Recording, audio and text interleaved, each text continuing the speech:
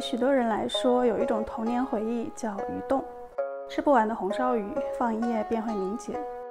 一碗热米饭配冰凉凉的鱼冻，这隔夜剩菜倒令人更加期待了。爱吃鱼冻的人自古就有。宋代笔记《士林广记》有记载一道菜，名为低酥水晶块。低酥水晶块，赤烧鲤鱼鳞以多为妙，净洗去咸水，浸一宿，用新水于锅内慢火熬，后浓，去鳞，放冷即凝，细切，入五辛醋调和，味极真，需冬月调和方可。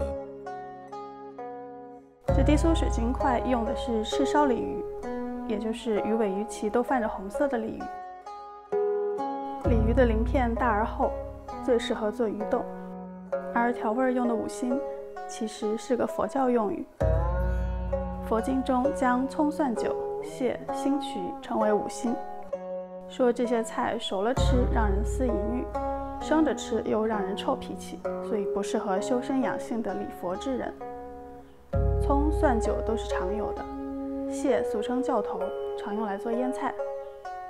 辛渠据说中原地区少见，被换成了和它相似的盐绥。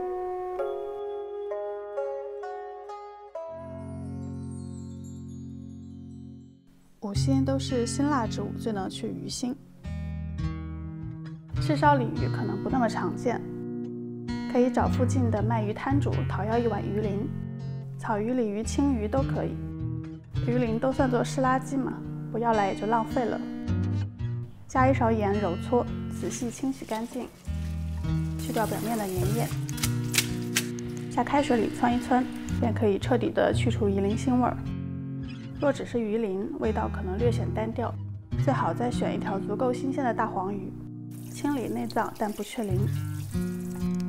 腹内黑膜、鱼鳃和贴着脊柱的血物都要仔细清理，以彻底去除鱼腥。两面和腹内细细抹上盐和米酒，摆上葱姜丝，入蒸箱15分钟。蒸熟拆肉，仔细去掉鱼刺。黄鱼刺少，鱼肉细腻如蒜瓣，最适合放在鱼冻里。剩下的鱼鳞、鱼皮、鱼骨都保留，葱姜和汤汁就不用了。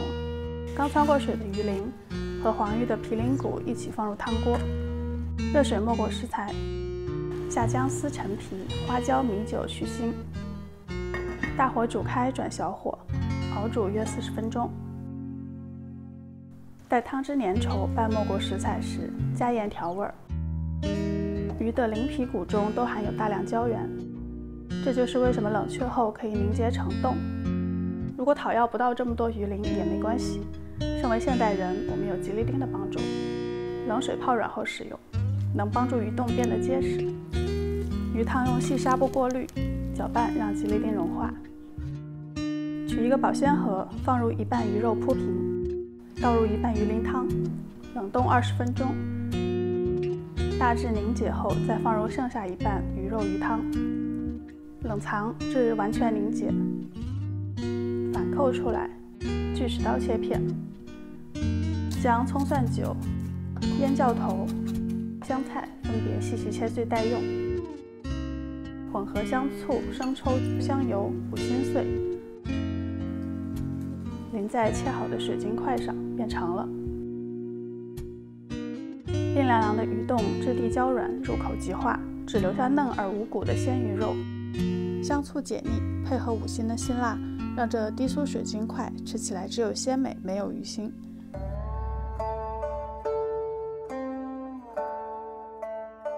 据说爱喝酒的文人才子们都管这菜叫醒酒冰。